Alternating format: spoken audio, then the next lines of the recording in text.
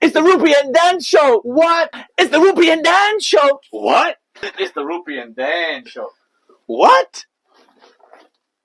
What?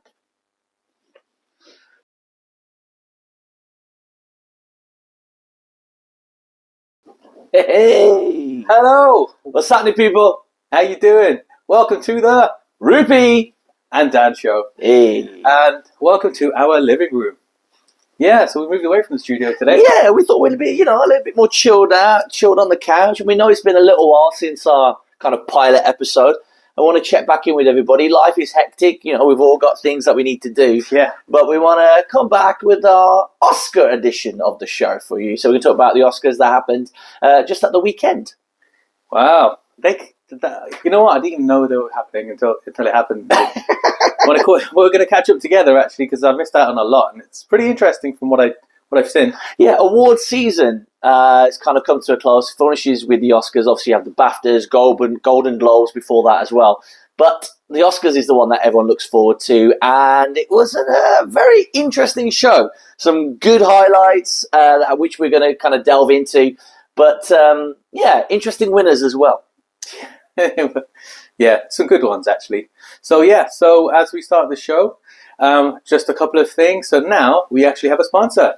So Halo and Cross is sponsoring our podcast. So thank you very much. Thank you very much for all the equipment that you've helped us with. So I don't know if you can see this on. Oh, that's an off button. As you got it on. So there, you can see what we've got there. We've got that setup, that setup, that setup. We've got that setup there. We're going to have some nice cake in a bit. And multi-camera, as the Americans might say. Multi-camera. Mm-hmm. So thank you for that. And Dan Network for keeping us all on the same network now. So we're going to have, over time, multiple different types of content, all in the same space. So it's easy for you to just come and view it. You gotta subscribe, people, and you'll get more of our content as well. And we'll keep you going throughout this 2024 year into the Christmas period. Yeah, I'm looking forward to that. That'd be good. Yeah. I feel like Dan is like Iron Man right now. If anyone watches the Iron Man films, he has these super duper glasses that were featured in the Spider-Man film as well, the second one. And I feel like that's a good point, actually. Yeah. So these technology does kind of mimic movies, doesn't it? It does. So you look at Blade Runner, you look at other things about virtual reality, AR, and then just an idea means that an engineer or someone can actually go ahead and create it. It'd be interesting when we get to Beam Me Up Scotty. That'll be the one. I thought a lot about that, actually. Yeah, that's going to be interesting. Teleportation, people, that's what I'm on about. So why have I got shades on inside today? So these are called Ray-Ban Stories. And these Ray-Ban Stories are something that I thought I'd try out for this episode to give you, the viewer, my points of view on this recording. So kind of like a behind the scenes, but in the episode itself. And what I've got to say is, I think they're all right. They're all right. But quite a stylish pair of glasses. I mean, Ray-Bans, obviously, of course. But oh, yeah. No, they've got good style. But they're limited to 30-second or 60-second video clips. Okay. So that's the downside. I'm not quite... it's the TikTok of sunglasses, everybody. Yeah, basically. Short form content. There you go. Oh, gosh. But, I remember watching something on it. And I might even do a tech review, actually, at some point, because I do like tech. And I'll tell you why. When you press record, you start to get a white light. Can you see that, everybody? Have you got that on the cameras? You see that? There we go, people. Yeah. And then when you turn it off, it turns off the white light, but also has an audible sound. So you can't just go around invading people's privacy. So that's well thought through from Meta, Facebook. There you go. See, technology, we're ahead of the curve here, people, as well. And we're informing you of what's coming next. Stay tuned for more. Right then, so Dan, should we delve into the Oscars 2024 ceremony? Let's do that. Hosted by Jimmy Kimmel, the kind of late night TV host in America. And I do like Jimmy. I think he's done the show now. He's probably presented it about 3 or 4 times now. I think he's a safe pair of hands, I think a lot of people said to say. And it's and I think from what I've heard, he didn't do the same thing over again. He made it fresh. Yeah, for the audience, fresh for us as the viewers, and someone called John Campea online. He regularly, enjoys watching the Oscars. He started to lose affinity with it. He didn't like it. Okay. The last few Oscars, because they just weren't great. They weren't fresh. It might have been a bit Samey? You know, samey, like people are voting for their favourites. So the actors and the directors, they vote for who they want. Mm-hmm. And it wasn't very diverse before. So now, however, the way they formatted it, stylized it, the way they're introducing different categories Categories. within the categories, even categories too, actually. Yeah. I think for the next one, at least the next year's one, that'll be interesting. So it's doing a lot better. And yeah, I used to be really excited when I was a child, actually, to watch this. You know, all of your favourite actors all in one place, and you're thinking, what? They know each other? That's incredible. Yeah, I mean, even like the most recent ceremonies as well. Watching people like, for example, I think Henry Cavill, obviously Superman, and also Thor. Hemsworth, first name Chris Hemsworth.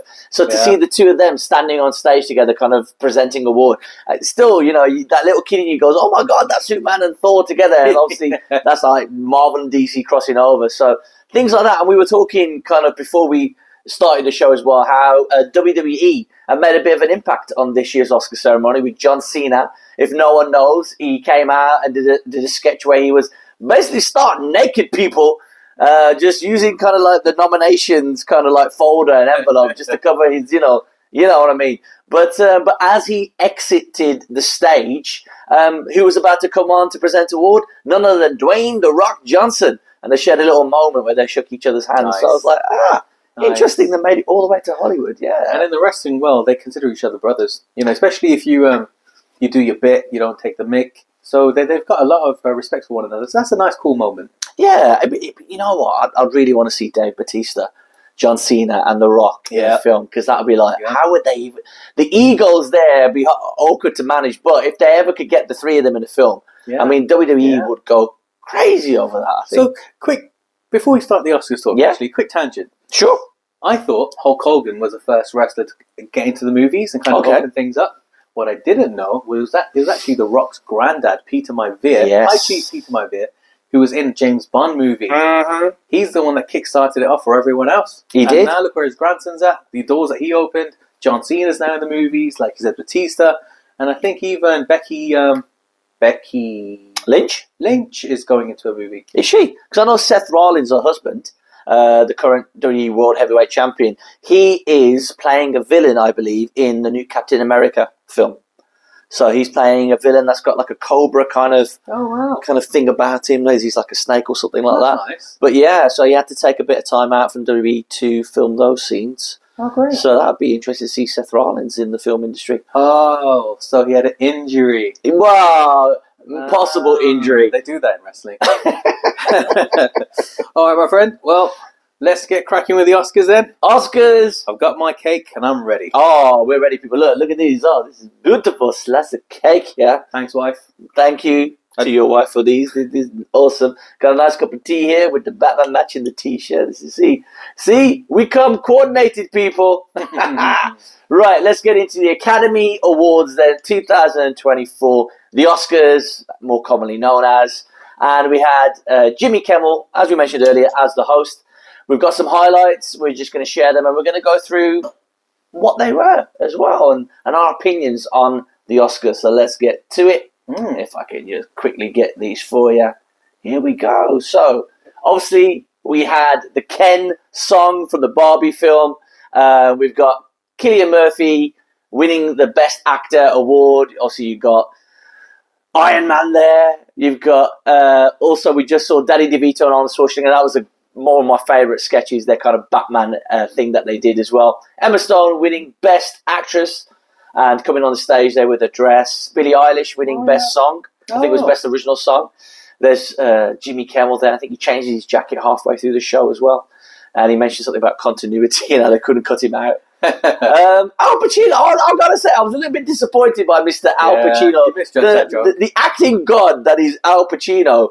You know, you're hired to come out and deliver the last award of the night, and you mumble your words, man. What's going on, Al? What's going on? It was like, you should be like, oh, hey, you know, it's like, none of that. He kind of just burbled out of his lips. I wonder what it was. I wonder whether it was a drink or whether it was just a yeah, I tell you, he looks like he's getting on. He looks like he's getting old now as well. Yeah, I mean, I'm not too sure the age difference between he and obviously his kind of arch rival, best friend in a sense on the film. De Niro. Yeah, because De Niro was actually nominated for an award.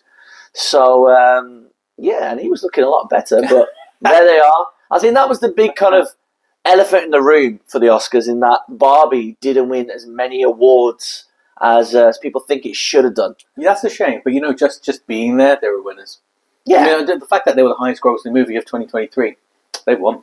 They did. And there was a lot of kind of foreign language films that were nominated as well throughout the Oscars, peppered in all the awards, but also one was there as a nominee. Best Actress was in 2 foreign movies, wasn't she? Yeah. One of the nominees for Best Actress. She was. I mean, to be nominated for, 2 films. 2 was like, films, wow. Yeah. So they are trying to diversify themselves, especially after the criticism from the previous, I would say, 2-3 years of the Oscars, where it was, for want of a better term, a bit of a whitewash in terms of the nominees. So the dresses, clothes, interesting, flamboyant as well. Ariana Grande, listen, we love your music, but girl, man, you're looking a bit too thin, I don't know. I just want to know that you're safe and you're healthy, because she's looking a bit too thin. That was my wife's criticism on it. That was what she said. Look, what's going on, man? Bit of meat in those bones, maybe. I don't know. She looks healthy. She looks fine. Don't get me wrong, but we're just worried. We want to make sure that you're healthy, girl. Meat. No. And she's going to be in the Wicked film that's going to be based on the musical, and that'll be coming out this year as well. So look forward to that. Yeah, that should be quite cool. Yeah. So, of course, as you can tell, we're not YouTube Premium subscribers. Not yet. Not yet. Let's just enjoy some of these adverts, shall we? Yeah, I mean, the adverts as well. I mean, the adverts are very, very popular in terms of the Super Bowl, but even during the Oscars, you can imagine the amount of money that people pay to get their certain things kind of listed on there as well. Yeah. So, but yeah, Oscars was really good. Really, kind of like being at home with Rupi and Danny, this is. Yeah, quite nice. Just chilling, having a bit of cake, drinking a cup of tea. So, in terms of legends. Oh yeah, there they were. Icons. This was one of my favourite moments. So you had twins. Danny DeVito. I'm from Junior. And Junior as well. Yeah, very good. And Arnold Schwarzenegger. They came on stage and they said, "We've got something in common." And Arnold said that, we were both defeated by the Batman. And Michael Keaton, obviously Batman from the Tim Burton universe. He said, and Arnold said that Mr. Freeze was defeated by love. He beat me with my what was it? My I love that. My kind of like his own version of kryptonite, which was love, which is interesting. But obviously, if you're a Batman aficionado like we are here, you'll know that it wasn't actually Michael Keaton in the Batman film with Arnold Schwarzenegger. It was Mr. George Clooney, the handsome devil that you are.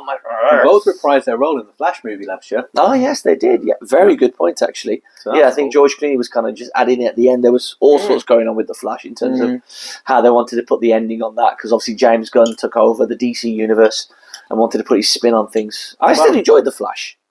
Keaton was supposed to stay as well, and he was supposed to be the mentor in the Batgirl movie that got cancelled. It was made, filmed, and then cancelled. Yeah, tax write-off, they said. Yeah, that'd be interesting if ever that gets released as well. And Brendan Fraser from The Mummy, back in the day, and he won an Oscar, I think, at last year's ceremony as well. Yeah, for The Whale. For The Whale, didn't he? Brilliant film, if you ever get a chance to watch that. But yeah, he was playing the villain in that Batgirl film. He was going to play Firefly. And supposedly he was really, really good in it. So if ever they release that, it'd be really, really interesting to see. Yeah, Elseworlds. They might do it in a few years when it doesn't tarnish the new DC. Yeah, that would be interesting. All the Elseworlds kind of film, because obviously the Batman, that's considered an Elseworlds kind of DC project, isn't it? Yeah. And big news as well that only broke out yesterday, I believe. Actually, it might have been this morning. That the Batman sequel, so the Batman Part 2, directed by Matt Reeves again, they delayed the release date for it by a year. Just 1 day short of a year. So, and they're blaming it on the writer's strike. When are they going to release that? So it's meant to be out next year. I think they're saying because of the writer's strike, they're going to actually release it in 2026. So Superman's coming out summer next year, isn't it? So they want to create a bit of space, not kind of complicate, confuse people, the audience. It's going to be interesting who they cast as the Batman in that version of the DC kind of extended universe, the cinematic universe as well. Everybody, or a lot of people, want it to be Reacher. Some people want it to be a certain Mr. Rupi Lau. Just going to point that out there. James Gunn, if you're watching, hello. Batman. Listen, any role, man, I would love to be in a Batman DC Mr. film. Freeze. Mr. Freeze. Listen, man, I don't care. You get me in there, I'll be the doctor in a mortuary, whatever you need, man. I'll be there, people. I would love to be in a I wonder what that would look like. The doctor in a mortuary. Yeah. I mean, you never know. Maybe we'll see that one day. Maybe you might see me as a doctor on the big screen. You never know. It might happen one day. Maybe. So, in terms of the winners of the Oscars, Emma Stone, Best she's Actress. Yeah, amazing actress. For me, the first time I ever became kind of aware of Emma Stone was in the Spider-Man films, The Amazing Spider-Man, with Mr. Garfield Spider-Man. Great Spider-Man. And I think the two of them started a romance as well by filming that film. Yeah. But that's the first time I took notice of Emma Stone. How about yourself, Dan? When did you first time you think, oh, right, this is a good actress? I can't remember where I came across her, actually. I think it was before Spider-Man. Mm-hmm. I just don't remember where it was. However, she's captivating on screen. Yeah. She's got a presence. She has her own presence. Yes, she's a chameleon, and you believe the character that she's portraying on screen. I mean, Birdman, La La Land, but you also know it's her. It's also still her, but then someone else at the same time. It's really interesting, really strange. Yeah, her in terms of a bit like Meryl Streep. And I mean, Meryl Streep has won so many Academy Awards. If you look at her history, and it's interesting to have an Academy Awards where they don't mention her. One quick moment there during the kind of moment where they look back on all the people that passed away to mention Matthew Perry, obviously from Friends. They popped him up on the screen. It's interesting because obviously in terms of his film kind of career, not much. I mean, he did make the odd film here and there. I know he was in a comedy with Bruce Willis and such, but you know, he's more known for Friends, isn't he? So it's Chandler. Yeah. That was a good film though, with him and Bruce Willis. Like Odd Neighbours or something, wasn't it? The two. Yeah, of them, it was. It was a neighbour movie. It was a neighbour story. Yeah, that's right. Good film. Me and my brother like watching that growing up. That's such a loss as well, you know. But it was nice that they you know, a bit of a nod to him, which was nice. Yeah, because he wasn't given the nod elsewhere when he should have been. Yeah. I can't remember what that was. Another one that they mentioned during that somber moment of the Oscars was Tina Turner. I forgot that, last year she passed away. And obviously we know her as a singer, but if anyone is a fan of the Mad Max films, the original films, she was in those as well. So that's right, she's an icon. She's a legend. Oh, there's the streaker. Yeah. So this was the moment they were trying to recreate with Mr. John Cena. There he is. Yeah, they kind of put an extra kind of. It wasn't actually like this. You could see more of his waist. Oh, they've got that on him. And then they put like a bit of a toga on him afterwards. Oh, that's funny. Yeah, and as he's leaving the stage, it's when he crosses paths with The Rock as they were going to a commercial break. I don't know if they'll show that moment, but you got to give Mr. John Cena a lot of credit there. To do that, it takes a lot of guts to do it. The roles that he's doing is pretty impressive. He's trying to stretch himself as an actor. So he's doing the R-rated comedic performances. He's doing serious performances. Mm-hmm. Yeah, he's doing a good range. Yeah, I mean, The Rock in terms of maybe not so much now because it feels like a lot of the films that he does are action flicks. But I know for me, when I started thinking, Rock's quite a good actor here, was Be Cool. Did you ever see that with John Travolta? I started watching it, but then I got bored of it. Ah, right, okay. But there's a moment where he's a bodyguard, he's a gay bodyguard who wants to become an actor, and he does this audition for John Travolta, who's playing a film producer, and it's a funny moment, and I just thought, wow, you know what I mean? Like to put himself out there the way he did. Yeah. And I thought, you know what, he isn't a bad actor actually. Yeah. No, that's good. You're right. He kind of gravitated towards it. And again, wrestling is acting. So they've got a good, it's a good correlation. Foundation. Yeah, for sure. But and we mentioned him briefly earlier, Dave Bautista, John Cena and The Rock. If you look at the three and you look at their film kind of careers, their choice. I mean, Dave Bautista's made some great choices. Obviously, we know him. Probably a lot of people know him obviously as Drax in the Guardians of the Galaxy films, which was amazing. Yeah, I mean, his performances in that. Wasn't he a Spectre? The James Bond. He was again. James Bond is in Dune as well. Yeah. So he's done that. He did a film. Runner sequel. Exactly. Harrison Ford. Yeah, short little role, but again, a fight scene between them. Very good. Yeah.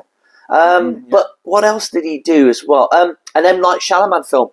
Oh, yeah. So he's M. Night. Oh, okay. We could devote a whole episode this guy of the Rupi and Dan show to M. Night Shyamalan. So yeah, Shyamalan. What a guy. But and he's been given leading roles, which is fantastic. Spy and Me, I think, was one.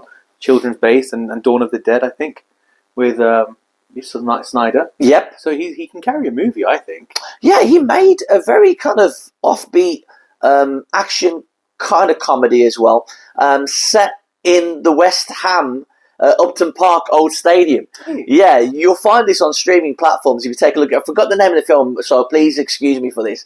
But he plays kind of in an action kind of superhero as he would, but I don't know, it's a bodyguard or something.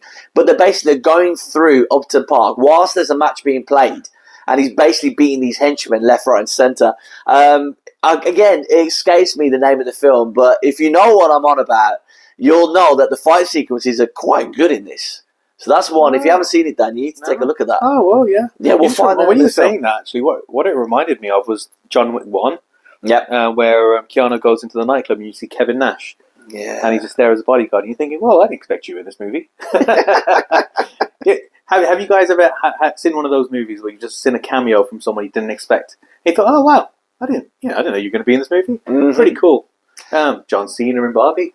John Cena and Barbie, and he's a good friend, isn't he, now, with the lead actress of Barbie. And the producer. Mm-hmm. Yeah, Margot Robbie. Margot Robbie as well. And again, that was an interesting one in that she was nominated for, a Best Actress award for her portrayal of Barbie, because a lot of people think that she should have been. Yeah. Yeah, she carried the movie. She did. I mean, she was lead actress and she did a great role. Yeah, past 1.3 billion? 1.5 billion maybe? I mean, last year was all about Barbie and Oppenheimer. And I think the Academy, you can see how much they've sided with Oppenheimer because, pretty much all the awards, the major awards, went that way. Christopher Nolan, who's, is a fantastic director, obviously, a Batman connection there with the Dark Knight trilogy, winning Best Director, and lovely speech as well that he put on stage. Yeah, it was a lovely, touching moment as well that he mentioned about kind of making an impact on people and being a part of the history now of cinema. And he was so grateful that they've acknowledged him. Yeah. But, I mean, his film career has been... I'm a big fan of The Prestige. If you've never seen it, Hugh Jackman, obviously Wolverine, Christian Bale at the time, he was in between Batman roles. The Batman film, sorry. But they played two rival magicians. And it's set, I think, in the 1930s. If you haven't seen it, don't Google it. Don't know what the ending is before you see it because it will really spoil it for you. And I'm touching my nose because I feel like I'm about to sneeze. But you have to see this film. It's one of my favourite films of Christopher Nolan's. But amazing that he won Best Director. Yeah, that is amazing. And what do we live for, everyone? Do we live to make a difference to the world? To each other's lives? If we're to leave some kind of impression on something in our life before we go, that's amazing. That's a win right there, and he's done it in a big way. Let me say, in terms of someone who's into the film kind of industry, to win an Oscar is just it's the pinnacle, I would say. Yeah, to be recognised by your peers, which is essentially what it is. I forgot to mention actually in that rundown of the Oscars. That monologue was fun. That was bad. That was naughty. I haven't seen it yet. I'm looking.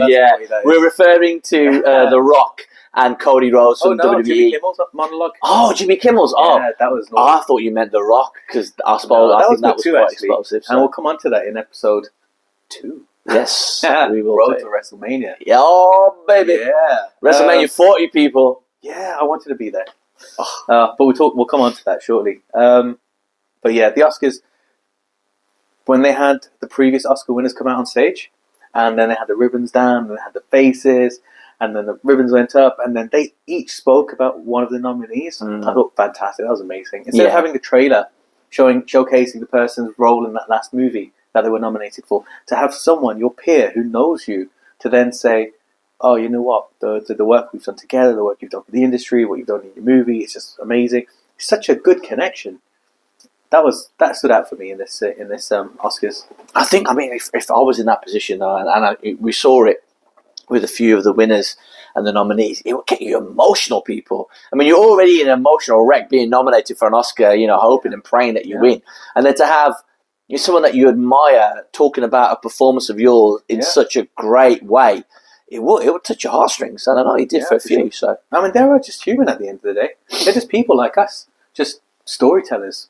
They're living their life to tell a story, to tell multiple different types of story the best that they can, to kind of impart something on us as the viewers, as the audience, to maybe make us think about something we haven't thought about, maybe make us feel in a way that we haven't thought about a topic before.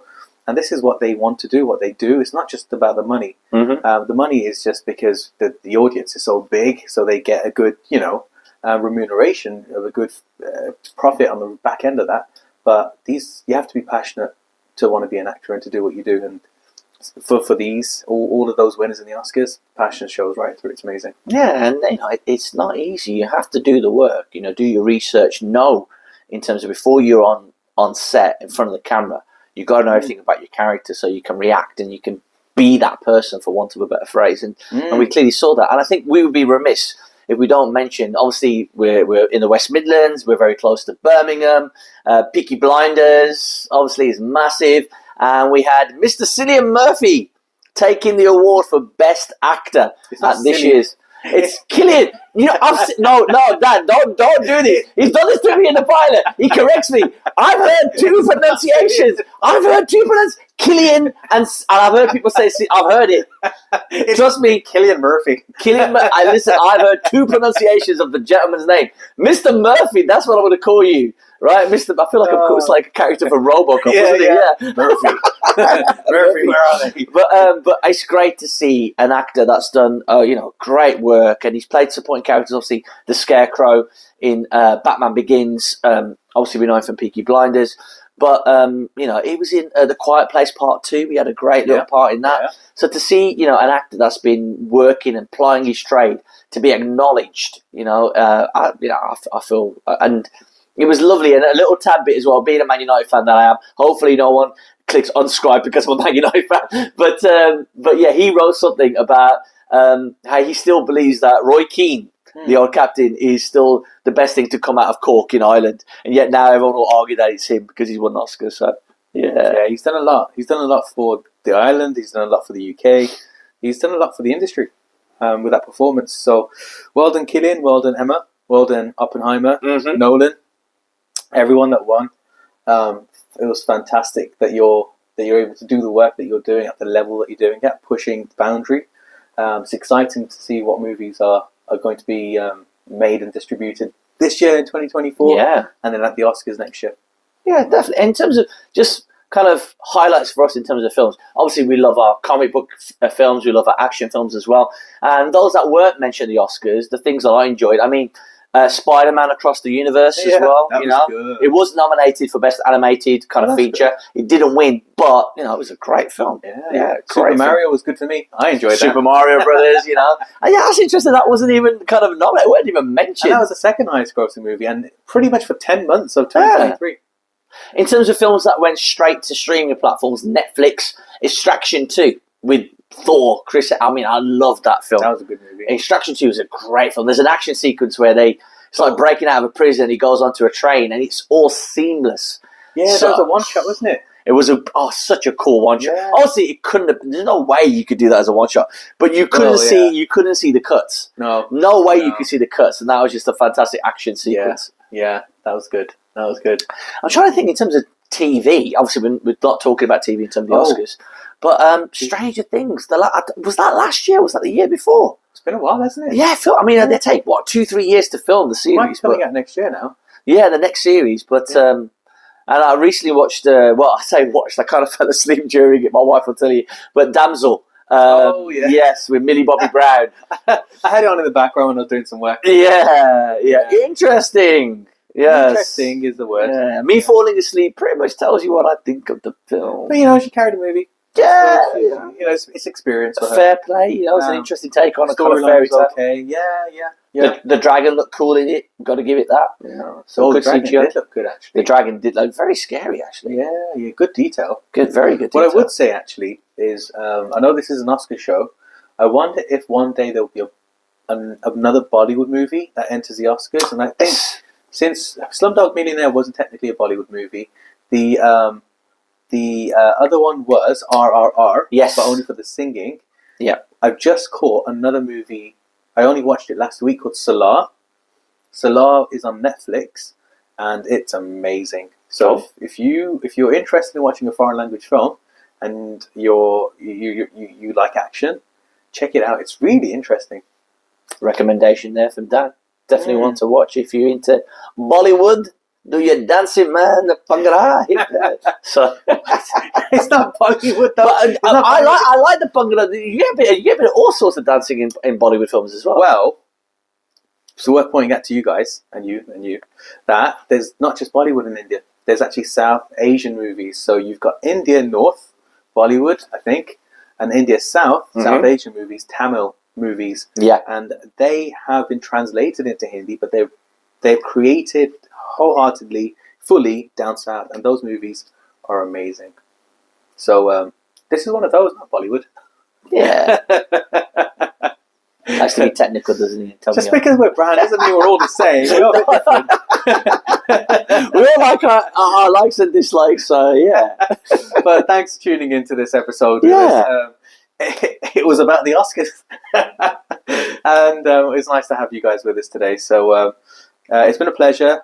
Episode 2 is right around the corner, about the road to WrestleMania. If you don't know, if you don't like WrestleMania, if you don't know about WrestleMania, if you don't like wrestling, that's fine. Come along with us. We'll take you through what we know. And it's a conversation not just for fans, but for people that are interested. Hey, look, listen, there's so many wrestling fans out there. And the interesting thing is that me and Dan, the way that we spoke about it, eventually found out that we're both wrestling fans. It was kind of like our kind of guilty pleasure kind of thing. But we shouldn't be ashamed of it. You know, lots of people enjoy watching, soaps on TV, EastEnders, Coronation Street. We're into wrestling. And, we should celebrate that and enjoy it. It is a soap. WrestleMania 40, the road to WrestleMania. Yeah. Tune in for our next episode. We'll be talking all about it. Yeah. So, Ruby, it's a pleasure to have you back here for episode 1. Even though it's your show as well. I don't know what I'm saying right It's now. all right. No, it's late. listen, What time is it? Oh, my gosh. We're here. We're together. We're enjoying our company. Hopefully you enjoyed spending your time with us as well. Yeah, I'm enjoying this for sure. I'm enjoying this. I'm enjoying this. We're here, and, people. Thank you again to Halo and Cross. Thank you to the Dan Network. Thank you, Rupi. Thank you, Dan. Oh, yeah, you're welcome. And thank you to you. Yeah, thanks for tuning in. Catch you later. Take care, everyone. Bye. Bye.